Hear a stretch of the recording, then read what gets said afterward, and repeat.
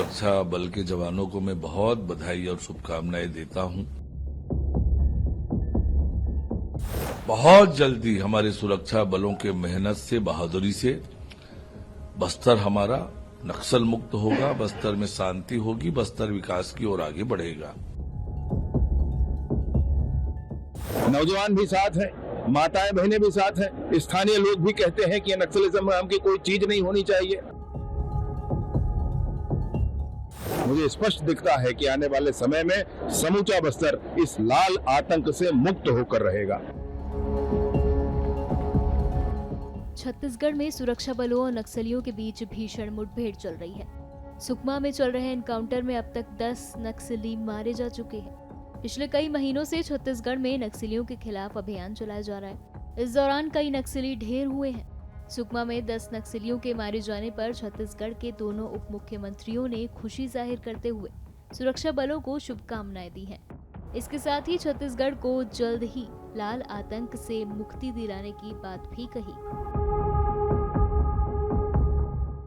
सुकमा में एक और बड़ी सफलता सुरक्षा बलों को मिली है। सुरक्षा बल के जवानों को मैं बहुत बधाई और शुभकामनाएं देता हूं।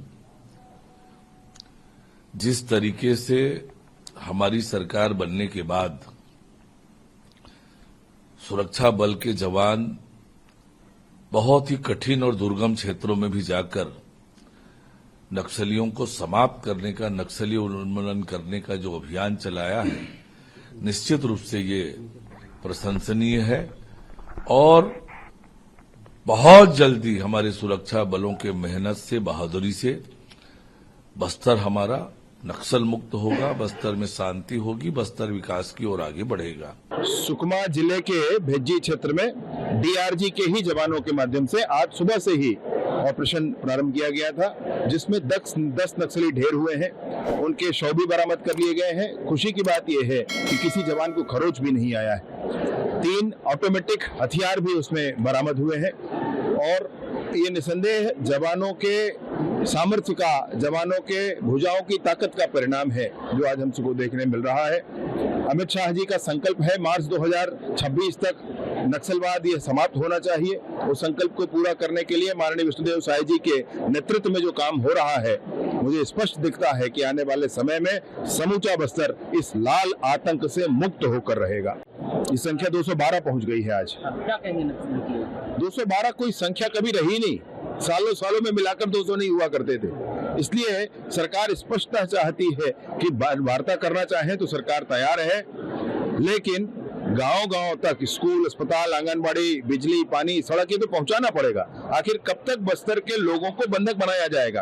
आपके माध्यम से मैं बताना चाहता हूं कि अब कांकेर जिले में भी जो कैंप लगे थे, वो कैंप जब हटाने की बात हुई, जब वहां शांति हो गई, तो लोगों ने आंदोलन किए। आंदोलन करके कहा है कि अगर कैंप हट जाएगा वो फिर से आएंगे, हमारा जीवन जीना फिर से दूभर हो जाएगा। और इसलिए वो चाहते हैं कि अब कैंप फिर से रहे।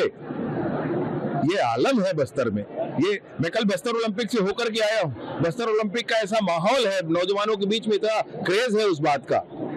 आने वाले अगले महीने दिसंबर माह में केंद्रीय नेतृत्व भी बस्तर आने वाला है। माननीय मुख्यमंत्री जी भी उसमें कार्यक्रम में जाएंगे और बड़ा आयोजन बस्तर में होगा। नौजवान भी साथ हैं, माताएं बहनें भी साथ हैं, स्थानीय लोग भी कहते हैं कि नक्सलिज्म नाम की कोई चीज नहीं होनी चाहिए।